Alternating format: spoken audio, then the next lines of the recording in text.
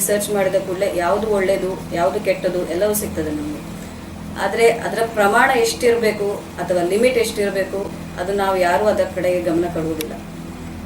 Protein good ಅಂತ ಹೇಳಿದ ಕೂಡಲೇ ಎಲ್ಲರೂ ಆ ಪ್ರೋಟೀನ್ನ ಹಿಂದೆ ಹೋಗ್ತಾರೆ. ಬೆಳಿಗ್ಗೆ ಪ್ರೋಟೀನ್, ಮಧ್ಯಾಹ್ನ ಪ್ರೋಟೀನ್, ಸಾಯಂಕಾಲ ಪ್ರೋಟೀನ್.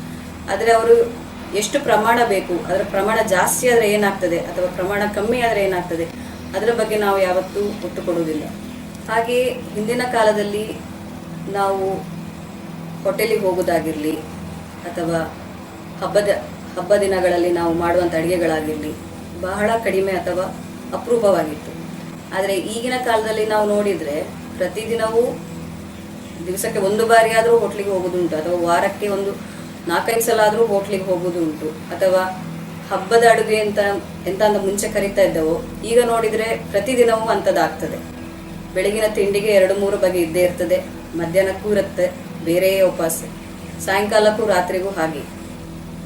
ನಮ್ಮ ಹೊಟ್ಟೆಗೆ ನಾವು ಸೇವಿಸಿದ ಆಹಾರವನ್ನು ಸರಿಯಾಗಿ ಜೀರ್ಣಿಸಬೇಕಾದ್ರೆ 4-5 ಗಂಟೆ ಬೇಕಾಗ್ತದೆ.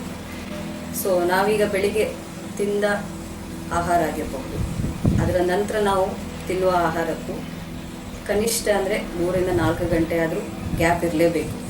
ಆದರೆ ನಾವು ಈಗಿನ ಕಾಲದಲ್ಲಿ ಗಮನಿಸಿದರೆ ಬೆಳಿಗ್ಗೆ ತಿಂಡಿ ಆದ ಕೂಡಲೇ ಸ್ನ್ಯಾಕ್ಸ್ ಬ್ರೇಕ್ ಅಂತ ಏನು, ಬ್ರಂಚ್ ಬ್ರೇಕ್ ಅಂತ ಏನೋ ಕರಿತೇವೆ, ಅದಿರ್ತದೆ.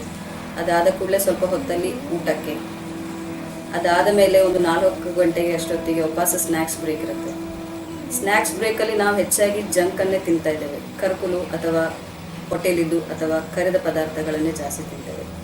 ಇದರಿಂದ ಏನಾಗ್ತದೆ, ನಮ್ಮ ದೇಹಕ್ಕೆ ಅಥವಾ ನಮ್ಮ ಹೊಟ್ಟೆಗೆ ಸರಿಯಾಗಿ ಜೀರ್ಣಿಸಲಿಕ್ಕೆ ಆಗೋದಿಲ್ಲ. ತಿಂದದನ್ನು ಸರಿಯಾಗಿ ಜೀರ್ಣಿಸಿ ಅದನ್ನು ವಿಂಗಡಣೆ ಮಾಡಿ ಬೇಡದ್ದನ್ನು ಹೊರಗೆ ಹಾಕುವಂಥದ್ದು ಅಥವಾ ಬೇಕಾದ್ದನ್ನು ರಕ್ತಕ್ಕೆ ಕಳುಹಿಸಿ ಅದು ನಮ್ಮ ಪ್ರತಿಯೊಂದು ಭಾಗಕ್ಕೆ ತಲುಪುವಂಥ ಕ್ರಿಯೆಗೆ ಸರಿಯಾಗಿ ಆಗುವುದಿಲ್ಲ.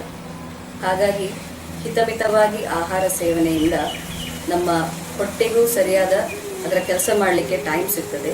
ಅಲ್ಲದೆ ಆ ಎಕ್ಸ್ಟ್ರಾ ಎನರ್ಜಿ ಏನು ಹೊಟ್ಟೆ ಯೂಸ್ ಮಾಡಬೇಕು ಅದನ್ನು ನಾವು ನಮ್ಮ ದೇಹದ ಬೇರೆ ಭಾಗಗಳಿಗೆ ಉಪಯೋಗಿಸಿ ನಮ್ಮ ದೇಹವನ್ನು ಉತ್ತಮ ಆರೋಗ್ಯದಲ್ಲಿ ಇಟ್ಟುಕೊಳ್ಳಲಿಕ್ಕೆ ಸಹಾಯ.